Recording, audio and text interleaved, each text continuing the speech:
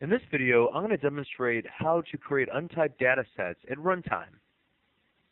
If you'll recall from a previous video on dataset concepts, we learned that the benefit of untyped data sets is that they are late bound, so you can make changes to them at runtime. You can determine a structure at runtime, and you're not locked into any one given structure. Now, in many cases, you'll want to know that structure up front. So in that case, you'll use typed data sets. But there will be occasions where an untyped data set will be of benefit. So what we're going to do to build this demonstration is go through some very similar steps to the previous videos. What I'm going to do first of all is go to our Server Explorer, find our data source, which is the Pubs database, and drag and drop the employee table onto our designer surface.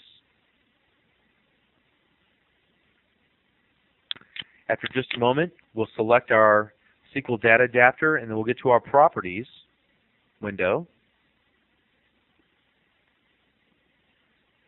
And I'll select Configure Data Adapter. The Data Adapter configuration wizard appears. We've seen this a number of times, so I'm not going to take the time to explain it now. But we'll go ahead and click the Next button.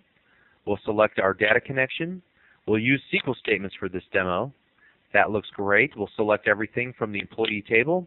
And all of the select, insert, update, and delete statements are created for us in the Data Adapter. We'll select the Finish button. The next thing we're going to do is go to our toolbox, to our Data tab, and select a data set and drag and drop it into the design surface.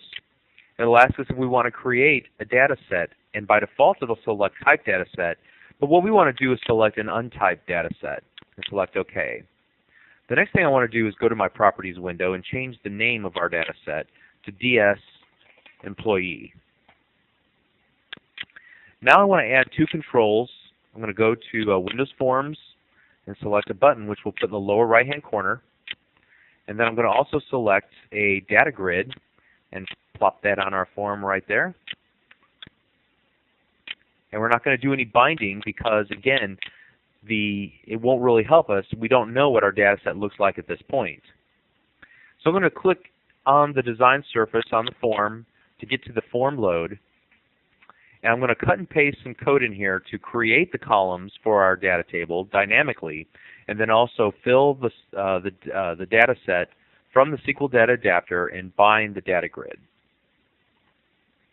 Okay, so let me take some time to explain each line of code. First of all, what we've done is create a new data table and initialize its name as employee. Then to that data table object, we're going to reference its columns collection and add a series of columns. Now let me just state here that when you're designing untyped data sets at runtime, that there's a lot of different ways to do this. And I've given some code. If we scroll down underneath this section here, and I even note that there are several ways to create table and column objects pretty much on the fly, and I've given some other examples. This is just one approach to maybe 5 or 6 different approaches that you can take, and they each have advantages. This is one of the quickest ways to just add columns to your data set data tables. And what we basically do is call the columns.add. We give it the name of the column and then also the type of the column. And notice that we use type get type and then pass in a string that represents an actual type to add the column. So after we've added 9 columns, then we'll go down and actually call our SQL Data Adapter 1.fill. We'll pass in the data set, which is DS Employee, and then the name of the table that we'll use, which is Employee. And then at that point, we should have a populated data set if we did everything correctly. The next thing we'll need to do then, since the data grid does not have a foreknowledge of what the data set looks like, we're going to have to tell it to set the data binding by calling the set data binding method. And again, we pass in the data set name and the table we want to bind to. So let's go ahead and save this, and then let's run it. And if we did everything correctly in the form load, we should see our employees table, and we do. Notice that our employees table appears. We can see all the columns. Very good. Now what we want to do is add one more line of code, and this is going to demonstrate how you're going to access a particular row or column of a given data table when you don't have the benefit of IntelliSense and you don't have the benefit of the actual names that, of the tables and the names of the columns like you do in a strongly typed data set. So what I'm going to do is go back to our Form Designer and double-click on our button that gives us the kind of the header and the footer of our function. And then I'm going to cut and paste some code in here as well.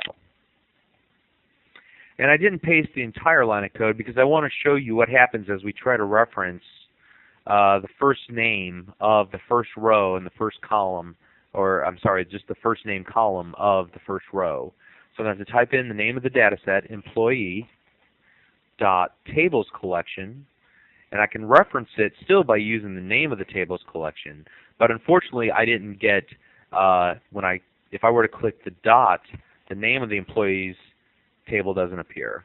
Or when I click it here, employee doesn't show up because it has no knowledge ahead of time, like a strongly typed data set does, that we have an employee table. So we're going to have to just do this in a very generic fashion by typing in the tables collection, employee, and this might resemble what you used to have to do in classic ADO. So then we're going to have to reference the rows collection, item, first row, and then to get to the columns collection, we're going to have to kind of do this back-to-back parentheses, and then we can type in fname. Again, would have been nice if we just clicked rows sub-0 dot and have it show all the columns that are within that employee table, but alas, we can't do that. So at any rate, what we'll do is go ahead and run this again, and we'll test out that last piece of functionality. Click the button, and it says the first name is Paulo. Very good. So I think the moral of the story is that while untyped data sets do have their benefits, they are a little bit more work for the developer. You're going to have to add the data tables that you want in that data set manually, and you're going to have to add the columns manually. Now in the next video, I'm going to show a way that you can do this, still have it load at runtime, still be somewhat dynamic, but you can predefine the tables and columns in code using a form-based collections editor to add your tables and your columns. Hope you enjoyed this video. Thank you.